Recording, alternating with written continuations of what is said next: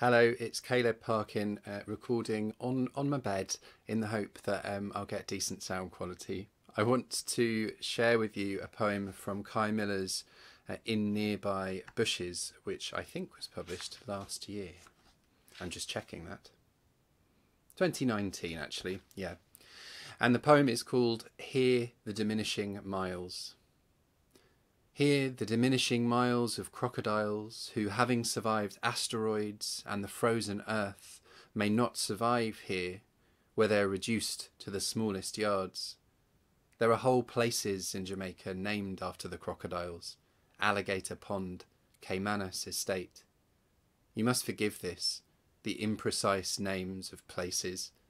There were never alligators, there were never caimans, only the crocodiles who are diminishing, whose swamps have given way to cement and monument.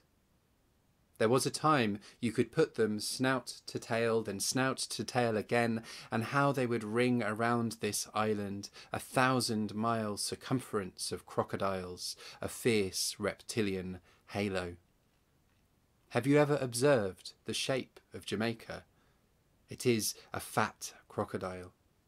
Soon it will be the shape of memory, the lost miles of history. This is a lament for them, the crocodiles, who lay their fragile eggs in a fragile place. The reason I chose this piece is, well, there's a few reasons. I guess I've really admired how it fitted with the poem of the book. The book has sections, including this section called Here, which explores that really expansive and deceptively simple idea of here and here-ness. And that includes historical violence in poems like For the Sake of Sweetness, which engages with the sugar plantations on the islands, and interpersonal violence. In the whole book, the section In Nearby Bushes, and the title itself refers to these bushes where so much goes on and the remains of people are found and people escape to. And the other poem, A Psalm for Gay Boys, as well. And also the ecological and landscape relationship, which is sometimes violent and sometimes tender. And there are reindeer on Jamaica, and there's a beautiful poem about those in the Here section as well, and discussion of the geology and tectonics at play on Jamaica too. And this made me think of an idea from Nicole Seymour, an environmental writer I really admire, who talks about improper affiliations between human and non.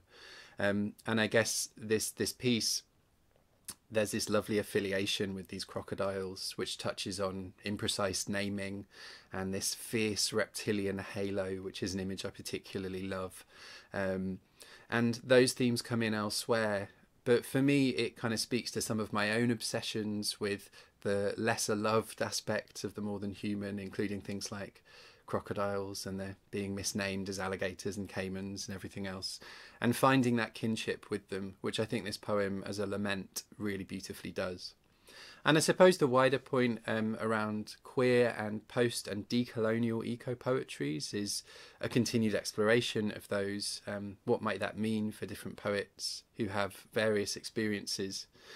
And what are the connections and possible limitations, I suppose, of queer and post-colonial eco-poetry? So something I'd like more conversations to be happening about.